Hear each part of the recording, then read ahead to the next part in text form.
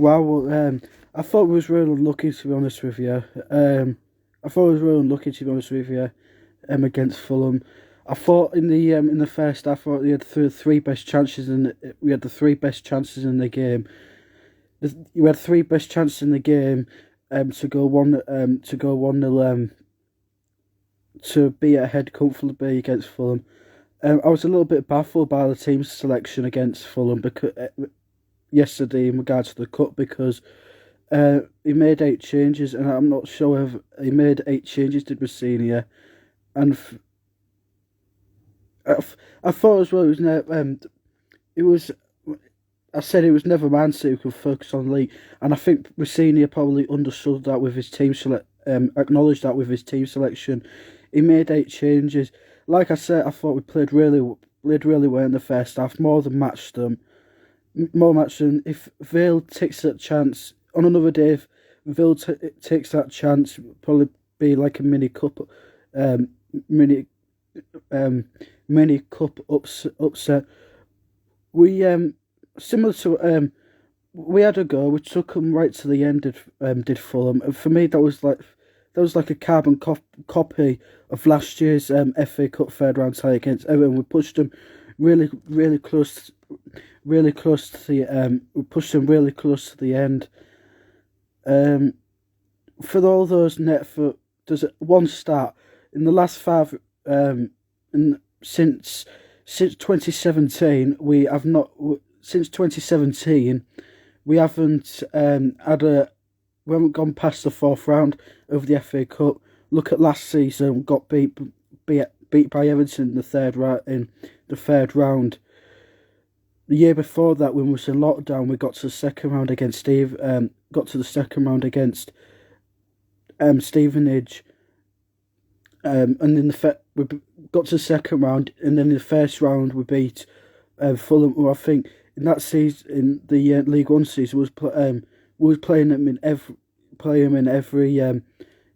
every competition they think of, and I think it got to one point where I was actually being a bit boring playing against Fluid, and vice versa. Probably their fans thought the same.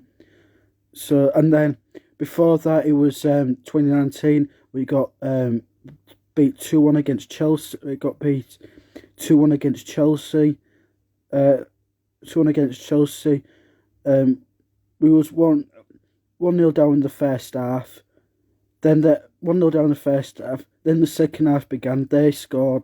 It was 2-0. Grant McCann made some positive substitutions. Camille Grzycki, we sold to West Brom for 800k. He scored the free kick. I can remember that game well because that was the game where Malik Wilks made his debut. That was a game where Malik Wilks made his debut, and he looked sharp. He didn't look out of place. He just a few rusty touches at times, but I think what happened was then Grant kept playing in since then and got more minutes under his belt. And 2017 beat Swansea 2-1. That was Marco Silva's first game in charge. Then we got beat 2-0. I think 2-0 by Manchester United as well. So I think this club could do with. I know it was, to be honest, it was a bit frustration, but I can't criticise City on that performance. For me, that was like when Rovers played St Anne's last year. No one was expecting us to do anything. And the thing is, though, with those types of games, you'd not just throw the kitchen sink at Fulham. And the secret is we must not let Fulham fear. We must not let Fulham fear us. Let Fulham fear us, because let Fulham fear us. Let the shoe be on the other foot. As it speaks. So In the second half, I think Fulham just did what Blackburn did to us early on in the season. Early on in the season, they made it difficult. Went low block, made it difficult for us to break down. So it made it difficult for us to break down. Um, so, yeah, I mean, there's a lot of conspiracy theories going around Fulham that Mitchell what the future from Alexander Mitrovic is up in the air. And also as well, if you look at Fulham, and when we was in the Premier League a couple of years ago, the end of the season, the 30-game mark, they were at 28 points, and we're over halfway through the season now, and Fulham were on 28 points, so they made the massive difference. And I think what Fulham have done really well is have got players like Paulinho, James, Willian, all them them 3 or 4 players coming into the first team, and they're really improving improving them. And you probably say that they're in the informed team in the Premier League, based on stats as well. Based on stats, they're the second best team in West. They're the second best team in West London. Brentford are first, and they're beating the likes of Liverpool, Man United, Man City. Man City was where they've beaten the two, beaten both Manchester clubs as well. So yeah, and onto Huddersfield. Now the only thing I'm a little bit is that bit worried about is that the last time we had an FA Cup, last time against Everton, we put so much hard work into it, and then the following game, it was against Stoke, I believe. Our energy was just sapped, and I hope that isn't the case against Huddersfield. A bit of a Huddersfield preview. The last time we played them, we got beat 2-0, and that was when Andy Dawson was in charge. So, and that day, I was questioning the recruitment. I said, we're signing half fit Europeans. I didn't think the recruitment was bad. And oh boy, how times have changed. We actually under a senior, so yeah, we'll go. So yes, we'll go for it. I was a bit shocked that going back to the Fulham game, I was actually a little bit shocked that Luatala didn't start. Luatala didn't start. I think he deserves his chance more than anything else, because he's been a regular in the academy, and for a 19-year-old, we signed him. He was a free agent from Spurs. We captured him, and he, like I say, more than deserves his chance in the first team. So, and I just for the Fulham first goal, I think England could have parried it. England could have collected it a bit better. He parried it into the path of Kazawa, who was on loan from PSG at the time. For the second goal, I think if Louis Cole took a couple of steps backwards, then he might have been able to retreat the ball. He might have been able to get the ball, and then might have created one final chance. That one final chance may have got us a replay. I'm a bit upset because if we beat Fulham, it's been announced today that during the Man City Chelsea game that Fulham are at home to Sunderland. Now, that would, in my eyes, that would be our chance for revenge, because we played Sunderland before Christmas and dropped points. And England on that day, he made it easy for Ross Stewart to score. Got him. He jumped up, and all Ross Stewart had to do was play the ball through his legs. So, bit of revenge. I know, we're never going to win the FA Cup, are we? But it would have been nice to have a little bit of a cup run. And for me as well, I think I forgot to mention this, that the Fulham are like the bench benchmark for us. They're sitting comfortably in the Premier League. The seventh. The seventh.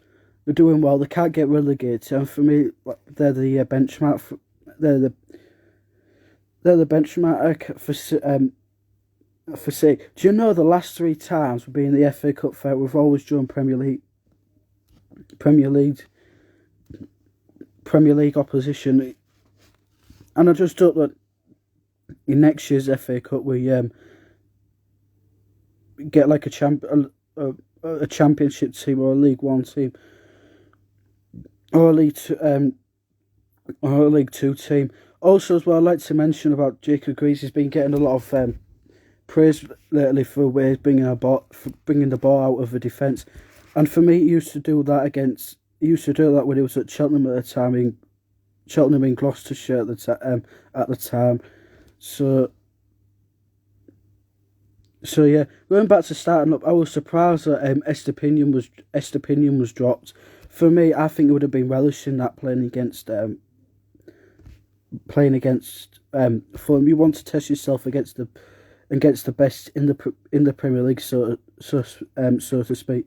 I think as well that I don't know whether Fulham. I was a bit surprised that Fulham dropped Mitrovic, but saying that in this last game against Leicester, got yellow carded, got yellow carded, and I think that was his 5th yellow card. So whether he might have missed this one out and get ready for the next game that Fulham are playing. Also, I think as well that Fulham rotated a bit because of the short turnaround. Obviously, it's more grueling now with the FA Cup. More grueling with the FA Cup schedule, so you're playing more games. So yeah, it's one of them we can concentrate on the league, probably starting with Huddersfield next week, and then move on to Sheffield United. Yeah,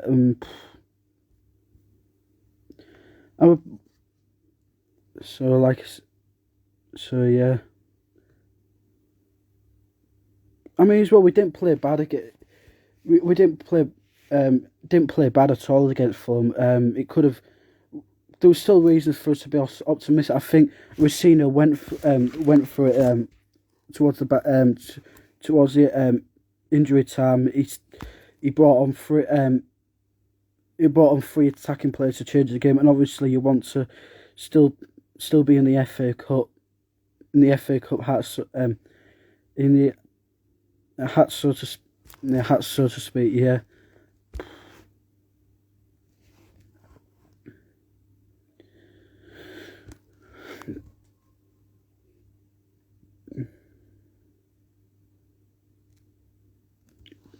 Yeah.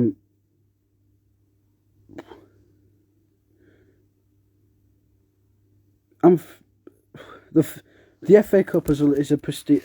I don't understand where a lot of clubs say that the FA Cup is a distraction. The FA Cup is a distraction, but for me, the FA Cup is like a prestigious competition. When you were like a young lad growing up, you always wanted to win the FA Cup, and you always wanted to win the FA Cup. You always wanted to win the FA. You always wanted to win the FA Cup, so you've got a truth, so you can see it going on in the future, or even to your children. Look, I've won the FA Cup. So like it's a lot of clubs might see as a distraction. Some might want to progress. Someone might want to progress and get the money spinning into their club.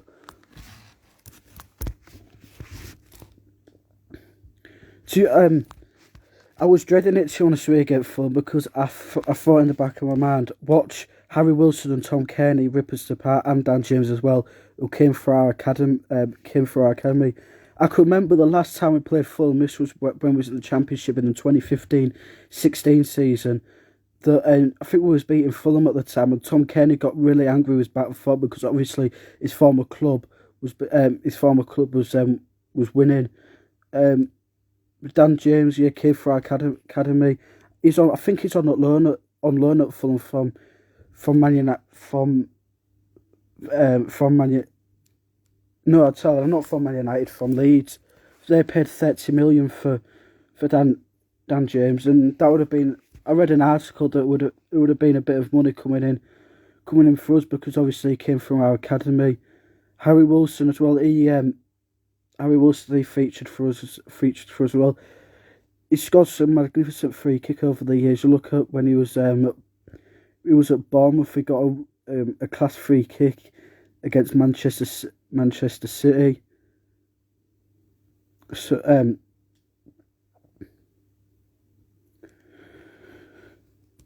So yeah, I mean Fulham as well. The top of the league for shots on goal. I think it's like 65 shots on goal.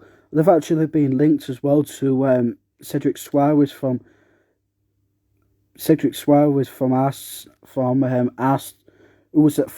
at the time, a defensive, a fullback, a defensive fullback. Also as well, they might be looking at a replacement for Mitrovic if he gets injured as well. Also as well, I'd like to say as well the injuries that City, if we ever do pick them up, we might have to be forced upon going out for emergency loan deals. But saying that though, look at Cartwright. He's on loan at Peterborough. They might call him back. They might call him back. Got Luatala, Baxter. It looks like Baxter might be going back to Chelsea. Obviously, he's injured at the minute. And saying that as well, Cynic and Tufan, it probably looks like they're going on their way out. Obviously, we brought Connolly in. I think it's just been announced that we want to wait for Marcus Eberwe to come to the club from Crystal Palace. So yeah, I think it's important for them to get regular game time. For Cynic as well, it was being held as the player that would replace Kale Pilter when we sold him to Brentford at the time. So yeah, I can't. So I hope we bring more additions in. Saying that as well, Randell Williams, he got man of the match for Bolton against Plymouth. They drew 0-0 in his debut match. So congratulations to him as well. I don't think Andy Cannon's featured for Wrexham. I looked in the last league game, which was against Solihull Moors. He didn't feature at all. Now whether he featured in the FA Cup against Coventry remains to be seen. Also, as well as being a bit of Billy Chadwick. I actually saw him against when Rovers was playing FC at the time. I saw him in the crowd with his mate Brandon Fleming. He's gone on loan to Boston United. Now I'm actually glad that he's gone to Boston United because he's staying in the Humberside and Lincolnshire region, and it doesn't matter if you're it don't matter if you're moving abroad or even 2 hours down the road. It's difficult to find a house, get a car, and stuff like that. So he's staying in the Humberside area, and it'll be easy for him to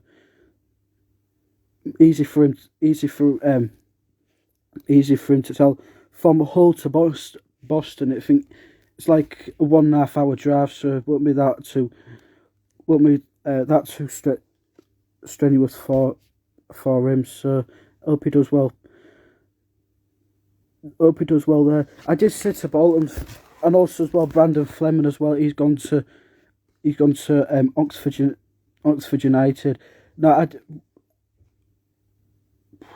I'm a bit thingy about this one because if Elder gets injured, then we're stuffed. I know Grease has been playing left back, but he's not a natural left back. We need to start playing players in their correct positions rather than moving them about all over the place. So So yeah. Also, as I've mentioned that he's a good mentioned to Oxford fans that he's a good full back. He likes to bomb up and down. Last season, well, when KLP, I noticed that they started to bond together, especially the Coventry game as well. So yeah, I said to Oxford fans, he's a good full back, got pace, do a bit of do a bit of everything, can put some good crosses in at times. Mention about Randell Williams to Bolton fans. He said that I said that. Well, I thought originally he'd go back to Exeter. He'd go back to Exeter.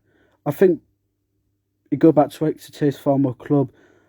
But I said to him, look, he needs regular game time. He's fell down the pecking order, and it was one of McCann's garbage signings who he brought in last season. So just I'm hopeful for them that will do well, and obviously Randall's started really well in his Bolton to getting man of the match in his first game.